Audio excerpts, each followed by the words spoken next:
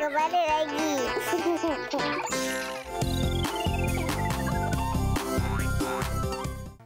Bas. Tu basikal mana pula, Bas? Ni basikal lama Bas juga. Ni pun baru betulkan lah ni. Oh, kita dah ada 2 basikal lah. Boleh kita keluar bersama-sama. Sebab itulah Bas bawa ke sini. Bas, saya ada satu benda nak cakap. Apa dia? Kartun tadi memang menarik lah, Bas. Oh, kamu memanglah. Pasal kartun, semua menarik. Cuba kalau kena ulang kaji pelajaran. Mesti tarik muka kan? Adalah, Bas. Kadang-kadang je. Jangan begitu tau. Kita kenalah selalu bersedia. Bukan dah dekat nak periksa je baru nak mengulang kaji pelajaran. Ingat? Ingat tu, Bas. Sekarang kita dah lambat masa ni. Kita nak saksikan Magis lah. Kawan-kawan, jom kita saksikan Magis and Kiss on 2.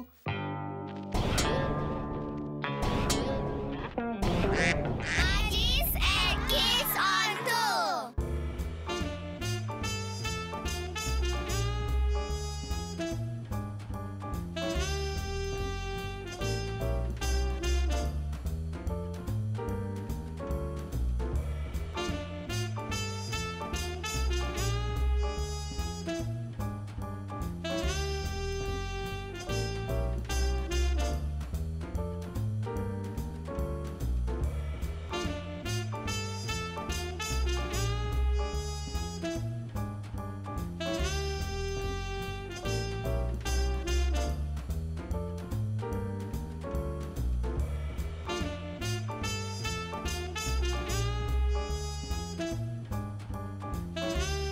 Belon pecah boleh ditiup semula. Hai kawan-kawan. Masih kawan-kawan pelik kan? Sebenarnya mudah saja. Jom kita buat sama-sama. Langkah pertama, sediakan 2 belon yang mempunyai warna yang sama.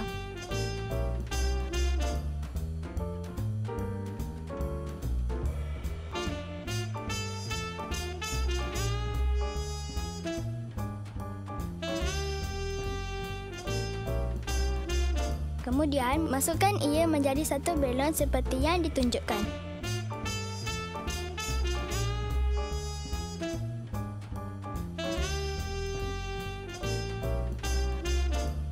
Seterusnya, gunting di bahagian bawah belon tersebut seperti yang kawan-kawan lihat. Perhati betul-betul tau.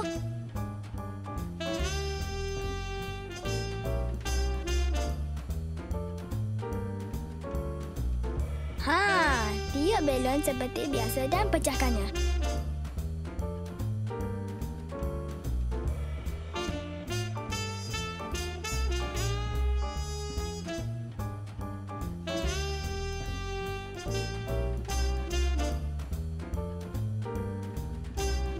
Mudah kan?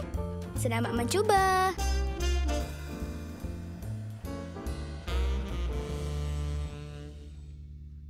Bilalah saya nak jadi macam dia kan, Bas? Kalau kamu nak jadi macam dia, boleh. Tapi kenalah fokus semasa berlatih. Nak jadi lebih hebat dari dia pun boleh. Bas. Ya? Apa kata kita tengok kartun lagi? Memang dah masa untuk kartun kan?